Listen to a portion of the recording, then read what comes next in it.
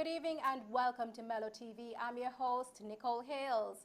Coming up in tonight's Mello TV Bill Johnson poll, the people of Jamaica will tell us which of the political parties do they think would do a better job of governing Jamaica at this time, the JLP or the PNP, and their favorability ratings for both parties. Join discussion tonight to analyze this evening's data are renowned pollster Bill Johnson and political analyst Paul Bourne. Later on in the show, we'll have PNP Senator Damian Crawford. Good evening, gentlemen, and thanks for joining us. Good evening. Good evening. Bill, what's the favorability rating for the JLP based on the views of the Jamaican people? Okay, well, 18 months ago, 62% of the Jamaican public had a favorable opinion of the JLP.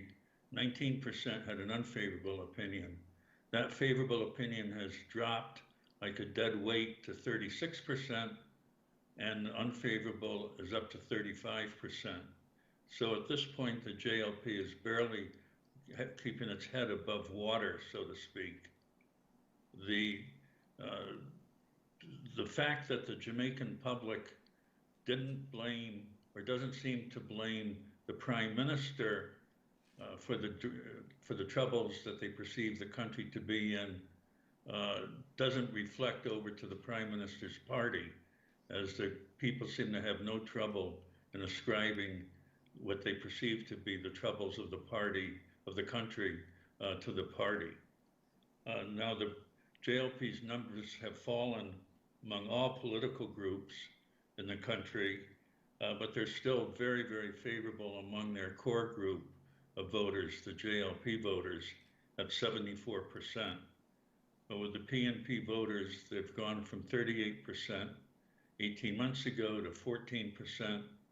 The unfavorable is up to 74% with the PNP voters. And perhaps more importantly, those who didn't vote, 18 months ago, 60% had a favorable opinion of the JLP. That's down to 28%. And the unfavorable is up from 14 to 34. Now, the JLP's dramatic fall from grace should be providing very fertile ground for the PNP to improve on its numbers from our last poll. And very shortly, we'll see if they have done that or not. Paul, you just heard the numbers that Bill gave us, so let's delve deeper into the poll. The JLP favorability has decreased to 36% and their unfavorability went up from 19% to 35%. What do you make of these numbers? Is this a reflection of the ministry's underperforming, or does the buck stops with the Prime Minister because he's the one who selects who represents each ministry? The matter of governance is both a general as well as a specific matter. And what do I mean by that? Each member is a part of the whole, and the Prime Minister, by extension, is responsible for the whole. So it's clear from the numbers that the Jamaican people is not giving the ministers a favorable ratings generally. And that is exactly what is happening here in terms of the reflection of the numbers. Because if that were the case, we would not see a 42% decline. That is a massive decline in 18 months. So that is mean with all the troubles that is unfolding in Jamaica at the moment. We're talking about the crime, we're talking about COVID and all other situations. In addition to the member of parliaments and by extension, the senators who are in government, they are clearly not doing a job that people will actually give them a high favorability ratings for. Those figures are staggering, and they must be saying something to the Prime Minister. If the Prime Minister have handlers and see these numbers tonight, he should say to himself, listen, we need to do some reshuffling of the cabinet, because it clearly means that Jamaicans are moving away from, and let me use another term to say that, political apathy is ripe in Jamaica at the moment, and this is a clearly bad sign for politics. You speak of reshuffling, but he just reshuffled the cabinet. Let's examine the numbers a bit deeper. with the political supporters are saying favorability with voters of the JLP-led government has declined since 2020. Likewise, unfavorability from their own voters have increased. What's interesting is that the numbers that did not vote, 28% down from 60% in 2020, and likewise unfavorability rating of the JLP have gone up. What could have impacted the people's opinion, Paul? The underperformance of the various ministers, and chief among them would be the Minister of National Security, followed by the Minister of Education and other persons. They are not holding their own, because when you look at it, 74% of the JLP voters in February 2022 is saying this about the government. And when you look at the numbers in terms of, this is clearly something actually going on. And what is going on is, I would expect the People's National Party to be putting forward some solution that they will be seen as a viable alternative to what is going on. Instead of that is happening, we are seeing the reverse. And it clearly means that Mark Golden is not putting forward a message that the Jamaican person sees as an alternative to the current government. Bill, let's look at the numbers for the PNP. What is the poll saying? The PNP was split. 38% had a favorable opinion, 38% had an unfavorable opinion, and 24% were not sure. Today, that 38% has dropped to 23%, 42% unfavorable, and 35% not sure. It's difficult to see how an opposition party can keep losing momentum when people perceive the country is going in the wrong direction as it is. But somehow the PNP is managing to continue its negative momentum, even while the JLP is perceived to be doing a very poor job by many people. Paul, are the numbers dismal for the PNP? What do you believe they can do to regain the favorability among the Jamaican people? Wow, what numbers? Let's look at some stuff in terms of comparison. A 42% decline for the JLP and a 40% decline for the PNP. So the PNP is marginally doing better than the JLP in terms of its thing. But when you look at the percentage of persons in 2022, 23% of Jamaicans. That is awful. Now, that is a pathetic number in terms of what you are saying is 77% of Jamaicans do not see the PNP technically as an alternative. And that is an awful situation and an awful state to be in. Now, remember, we're talking about people generally here, including some of the base people inside the People's National Party. And if they do not see their party as a viable alternative, we're really in trouble in Jamaica. Because what we need to understand clearly that democracy is not based on a single party keeping office for 20, 15, 17 years. Democracy is actually enhanced when you can have a change in government, a change in policy. And if it is that the country is moving in the wrong direction and the People's National Party is not seen as an alternative, then Jamaica is really in a precarious position. Bill, break down the PNP's favorability numbers for us. In terms of the parties, the PNP's favorable is 6% with the JLP, 66% with the PNP, and 19% with those who didn't vote. The unfavorable, obviously, 72% with the JLP, 17% with the PNP, 39% of those who didn't vote. It's interesting, only 66% of those who voted for the PNP in the last election have a favorable opinion of it today.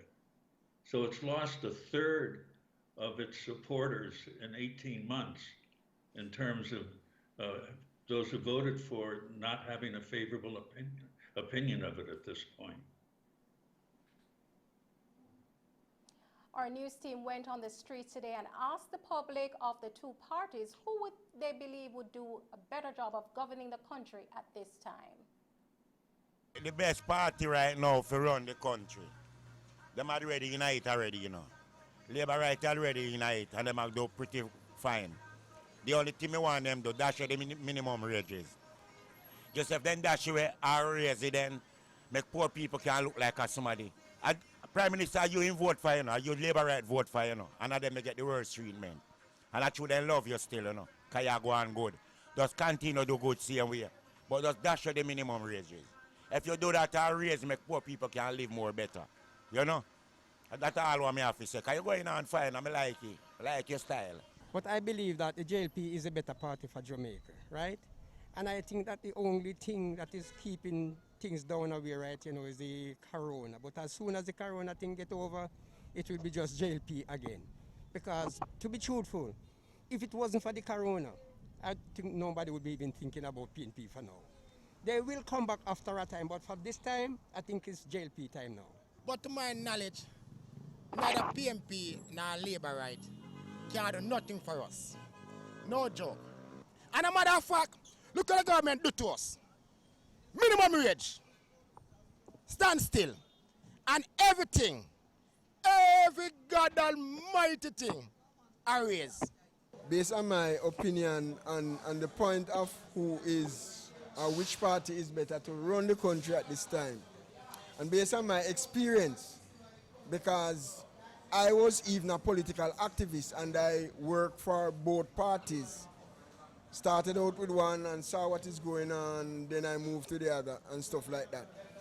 So, based on that experience, the Socialist Party is the better party for me, in my view, to run the country because they have a little more leniency towards the lower class of people than the Labourites.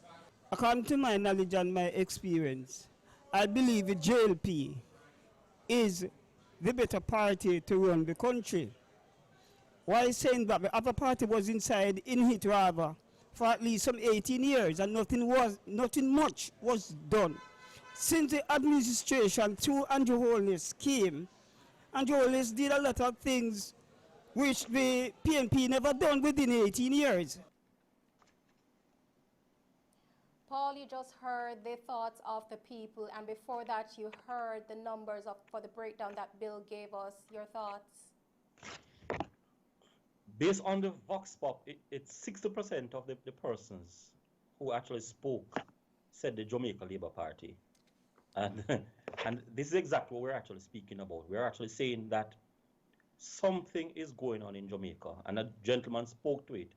He said if the government could just actually free up the minimum wage, and I presume what he's actually saying there is look at the difficulty that poor people are having in Jamaica and assist them, Prime Minister. That's exactly what he's saying. And I presume that sentiment is also a part of the figures that are happening here, because a number of persons are struggling in Jamaica, and during this period of time that they are struggling, what is happening that they are seeing an increase in crime that's complicating matters, and so they are seeing lockdown. That means they are unable to actually do what they normally would do. All of the income that they would have actually garnered, maybe in their nightlife, etc., has been actually curtailed. They're also seeing COVID. So many things are happening to Jamaican people, and despite all of that, they are saying the Prime Minister is doing a very good job. And a gentleman actually said that if it were not for COVID, then the PNP wouldn't be in power for a while. These are no indications. And as I said before, and I'm saying it again, the People's National Party spent too long a time in power. The 18 years is destroying them. They did not make preparation for things like these. So what is now happening? The People's National Party has changed face from Peter Phillips to Golden, and the numbers have declined. So what does it mean? Something is systematically wrong with what the PNP is actually putting forward to the Jamaican people. It's clear. If you have changed leadership and you are seeing a decline in your numbers, it means your fundamental philosophy is flawed, or your fundamental philosophy is waning, or your fundamental philosophy is lost somewhere in transition. And the people are saying, the People's National Party need to look at what they are doing, because it's either the People's National Party ideology has changed so close to that of the JLP that people can't make a distinction between both parties. And what they are saying is, let the JLP run the country, since that's the situation. And that is not a good thing for Jamaica. Bill, give us the general breakdown and the party breakdown. Okay, well, 18 months ago, again, 55% said they felt the JLP would do a better job of governing Jamaica at that time. 18% said the PNP. The JLP support has fallen to 31%.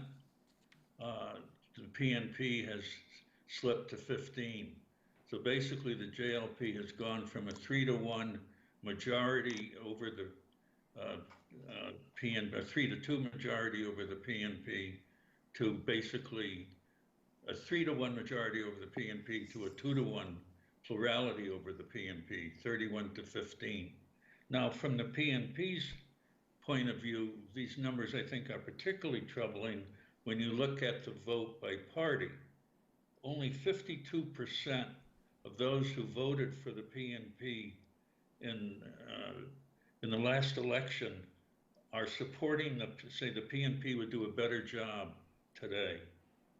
71% of those who voted for the JLP said the JLP would do a better job, but only 52% of the PNP's own voters from 18 months ago are willing to support the party today.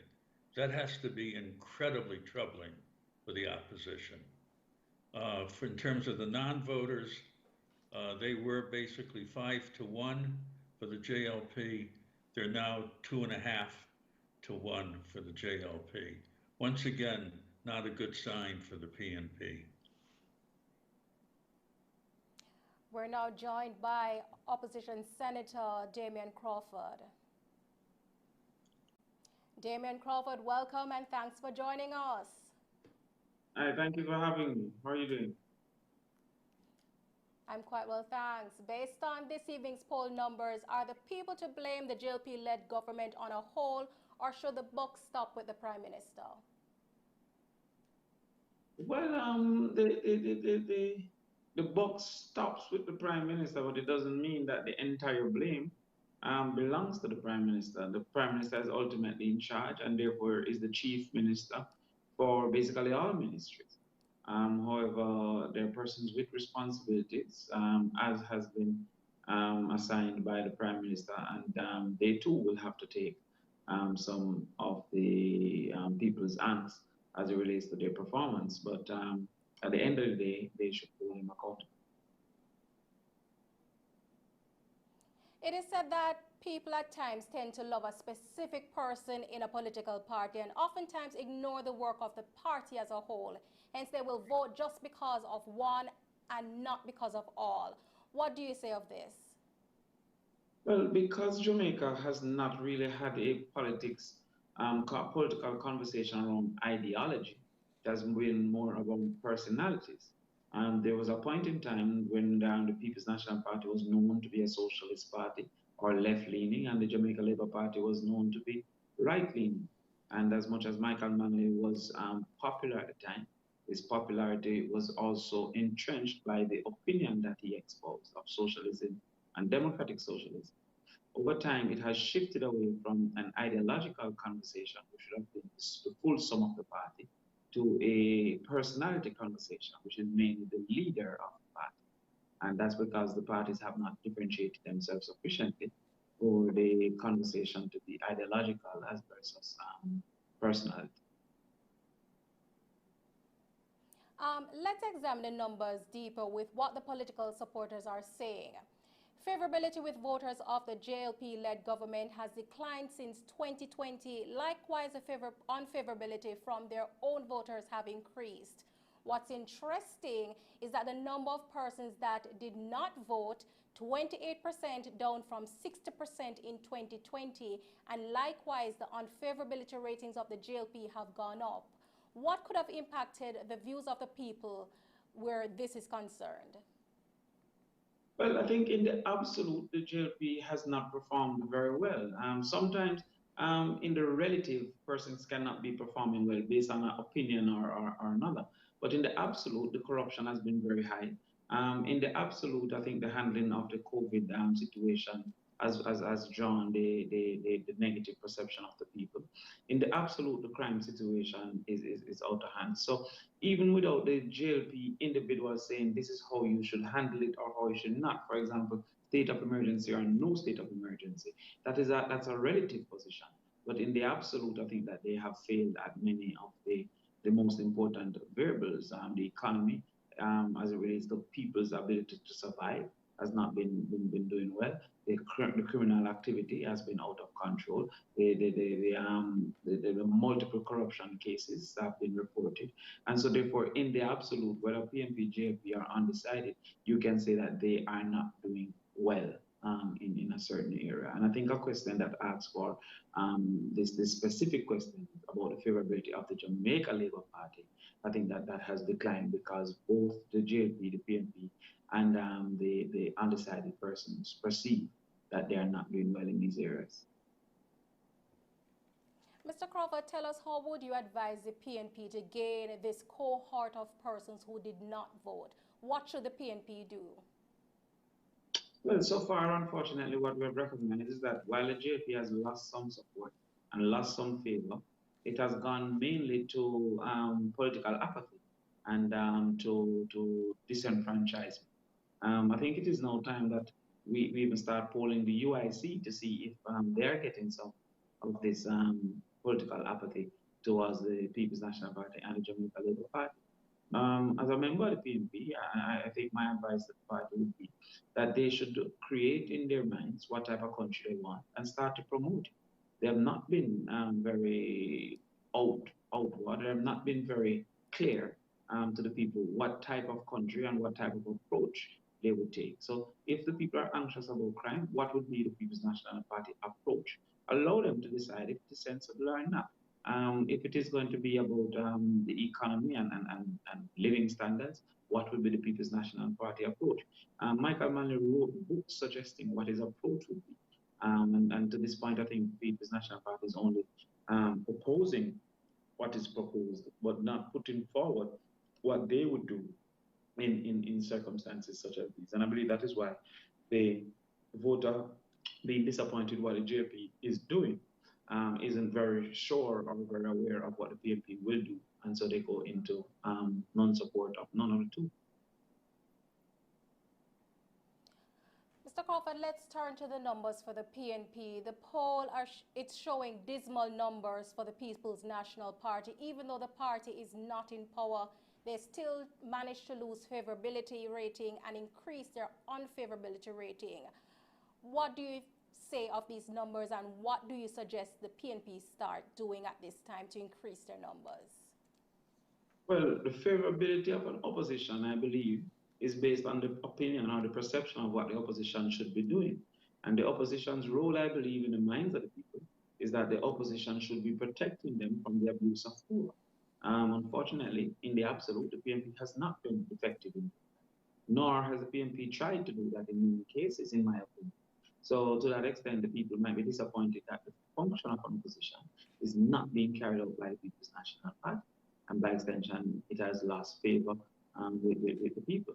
The use of curfews, lockdowns, the lack of remuneration to persons who are dependent on schools being open or entertainment industry, the general silence that the People's National Party has displayed on many of these issues, and then the inadequate communication about why they're acting in the ways that they're acting, I believe might have caused this. Still on the issue of the decline in favorability ratings for the PNP, it has declined among PNP voters. In recent times, the PNP has issues with internal elections, that's played out in the public. How has this affected the views of the people? And what kind of message is needed to regain the numbers and recapture the voters? Well, I don't buy into the argument about we have had elections. Before the Jamaica Labour Party won in 2016, there was a challenge of unruliness by Audley Shaw. During that challenge, Chris Tupton made a statement that Andrew Holness don't like bright people. That's a quote. So there was a general rift between those two entities. Before the PNP won in 2011, there was a challenge of Portia Simpson by Peter Phillips. So a challenge in and of itself is not defined. It is what happens after the challenge. And unity is, in my opinion, the duty of the victor. And that has not been carried out in the People's National Party. I believe what is lacking more than unity is something to unite around. And that would be the policy platform of the People's National Party. I've never been willing to unite around a person without a policy platform that I'm in agreement with. This is a sacrifice of time, a sacrifice of money, a sacrifice of emotions for a country that we want to see. And if that is not being promoted, if that's not being convinced to the disciples, it's going to be a problem. So what is happening, the PNP, I believe, was down to its core support. And to see that we're losing some of our core support is very concerning, because those are the disciples for the party. So can the PNP repair the fractures that have been created within the party and regain favorability ahead of the next general election? A day in politics is a million years. Yesterday you're down, today up. There's nobody that could have told me that the PNP would have lost the 2016 election. I was very sure in my mind that we were going to be victorious. So with all that is happening, I believe that if the People's National Party put forward a platform that will once again remind the people of what we stand for and what we stood for, then we will quickly regain a lot of our support. I don't believe the JLP has concretized the majority of people. If you look at the results of the actual poll, meaning the election, most people didn't participate. And if you look on your polls, you realize most people suggest that they're uncertain or unconvinced. And so that is a lucrative shopping ground. That's a lucrative area for the PNP to put forward policies that they want to have conversations around and to attract people to that country that they want to be. Let's turn to PNP Party President Mark Golding. Some persons are still uncertain about Mr. Golding and his leadership of the PNP and possible taking over the reins as Prime Minister of Jamaica. Your thoughts? I feel sad. I feel sad for Mr. Golding, and I feel sad for the party. I feel sad because I know what an individual goes through when they offer themselves to the public. And if the public isn't perceived to be accepting to that offer, any individual would feel slighted in a way. What I'm very concerned about is 40% of the PNP is in support. When you go into battle, you need 100% of your army to be or near to 100%. So I am concerned that 40% of the PNP supporters found high favorability with Mr. Golding. Some opinions which I've found to be acceptable to me is that the promotion of Mr. Golding has not reflected the person, Mr. Golding. A very smart individual, a very cerebral individual who studies hard, who questions things, and who put forward proposals. I don't think that the way they've been marketing him reflects that, and that might be confusing to the consumer. It is like if KFC tried to say they're a healthy meal, it might be confusing to the consumer. So I think that is one of the things that is happening right now, and then he is new to the fore of politics. Persons like myself have been in it at the fore of it since 2008.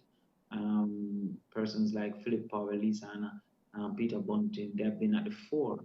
He was never at the fore of the politics. And so many people did not know him very well. And then what they're being exposed to is not him. So by extension, I think that is one of the negatives that's being faced.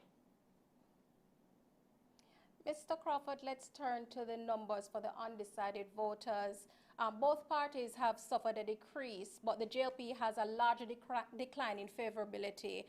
And let's also look at those who are undecided, those not sure about either 50%. How can the PNP use these numbers to advise the party on the way forward? And is the PNP in trouble? And what should they do at this time? Not really. I think we have to add context to the two numbers. There's a number that we had July 2020, when it was a time for decision making. An election was on the horizon. There's another time, February 2022, when it is not a time for decision making. No election is on the horizon. So it is reasonable for persons who are not activists, political individuals, who are not card carrying members, are very informed and aware of political procedures, to be undecided at this particular point in time. And as it gets closer to an election, when people start to pay more attention, when the political platforms are laid, then people might become more decided. What you need to be happy about as a opposition party, who is not currently very popular, is that the other party have not conquered. These people have not captured their attention and their imagination. And if you look at what is happening, as I said, the UIC is capturing people's imagination because they have lost favor with the other two. They're seeking an answer. There must be a government. Everybody understands that. And most people agree with that, especially those who are dependent on government, low-income individuals, accept that there will be a government. And none of the two has captured their imagination. The PNP must look within itself to see who, what, and how we can capture the imagination of the people. And having captured that imagination, we can convince them that we are worthy. Tell us, Damian Crawford, before we go, how can the PNP convince the people of Jamaica that they're the right choice to lead the country? Put forward a platform, put forward what type of country they want to see and how they're going to achieve it. And then the people say we agree or we disagree. Firstly, with the type that you want to see, and then secondly, with how you're going to achieve it. They may be in agreement with the type of country you want, but not in agreement with how you plan to achieve it. Or they may not be in agreement with the type of country you want, and by extension, they will go further to look at how you plan to achieve it. A political party is in the game of selling personalities and ideas. We have negated the second part and only be selling personalities, and that has not been bought by the public. So I think that if we go to putting forward our ideas, especially with the crisis the people are facing generally, we might be able to draw some attention and draw some support. Thank you very much, Damian Crawford of the People's National Party. Thank you very much for having me. Paul, before we go this evening, what do you want to leave with the Jamaican people based on the numbers that were revealed this evening? The Jamaican people, what I would want to leave with the government ministers and the opposition, that you have failed the Jamaican people. And what do I mean by that? The numbers are saying that people are despondent, people are frustrated what is actually going on in Jamaica, to the point where even your base is actually moving away from supporting you. And this is a clear indication that something must be done. And so the voice is out there to Mr. Holness. Mr. Holness, you need to do something about what is happening with your favorability as that of your party. And for the opposition, a message is needed from you, one that will resonate with the Jamaican people. Bill, come tomorrow, what can we expect? Oh, very interesting program tomorrow. We've asked people if Jamaica would be better off today if it had remained a colony of Great Britain 60 years ago instead of declaring its independence. And I think we're really going to have an interesting discussion about these results tomorrow. Very interesting results tomorrow. Can't wait to hear them. There you have it. Join us tomorrow and every weekday until February 25 to get the answers to many more important questions during the Mello TV Bill Johnson poll, and listen to Mello FM and to Rhythm FM for newscasts of the recap. I want to thank this evening's guests, pollster Bill Johnson and political analyst and commentator Paul Board and PNP Senator Damian Crawford. I'm Nicole Hales on behalf of the entire production team. Thanks for watching.